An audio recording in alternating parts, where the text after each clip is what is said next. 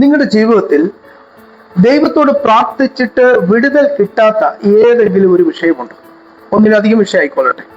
എന്നാൽ ഞാൻ ഇന്ന് നിങ്ങളോട് പറയുന്നു, ഇന്ന് നിങ്ങൾ ആ വിഷയത്തിൽ നിന്ന് കൈയെടുത്തേക്കണം. ഇനി ആ വിഷയത്തിന് വേണ്ടി പ്രാർത്ഥിക്കണ്ട. എന്താണെന്നല്ലേ, നിങ്ങൾ പ്രാർത്ഥിക്കുന്നത് പോലെ അല്ല, അതിന്റെ അപ്പുറത്ത് ഒരു വലിയ അത്ഭുതമായിട്ട് ആ വിഷയത്തെ മാറ്റാനാണ് അതിന്റെ വിഷയത്തിന് വിടുതൽ കിട്ടാത്തത്.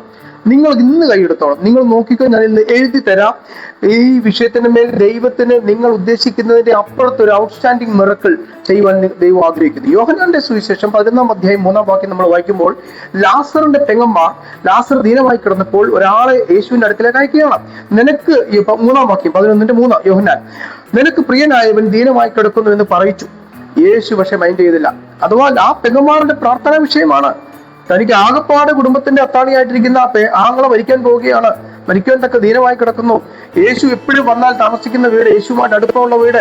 നിങ്ങൾ വിചാരിക്കും ഞാൻ എപ്പോഴും പ്രാർത്ഥിക്കുന്നു, ഉപവാസിക്കുന്നു, ഞാൻ സഭയിൽ പോകുന്നു, മുടങ്ങാതെ കാര്യങ്ങളൊക്കെ ചെയ്യുന്നു, ദശാംശം കൊടുക്കുന്നു, എന്നിട്ടും ഒരുപാട് ആത്മാക്കളെ നേടുന്നു, എന്നിട്ടും എന്റെ വിഷയത്തിന് വിടുതലില്ല എന്ന് നിങ്ങൾ നിങ്ങൾ ഭാരപ്പെടുന്നുണ്ടോ? ഉണ്ടെങ്കിൽ നിങ്ങളോട് പറയാം, വിഷയത്തിൽ നിന്ന് കൈയെടുത്തോ.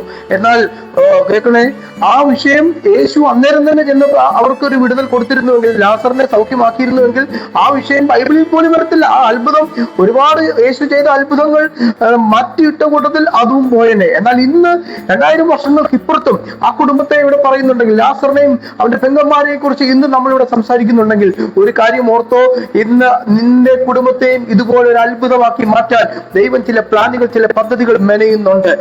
സ്തോത്രം. ഒരു കാര്യം ഓർക്കുക, നമ്മൾ പ്രാർത്ഥിച്ചിട്ട് വിഷയത്തിന് വിടുതൽ കിട്ടാത്ത, നാളുകളായി പ്രാർത്ഥിക്കുന്ന ഉപവസിക്കുന്ന ചില വിഷയത്തിന് വിടുതൽ കിട്ടുന്നില്ലെങ്കിൽ ഒരിക്കലും ഭാരപ്പെടരുത്, ഒരിക്കലും നിങ്ങൾ ടെൻഷൻ അടിക്കരുത്.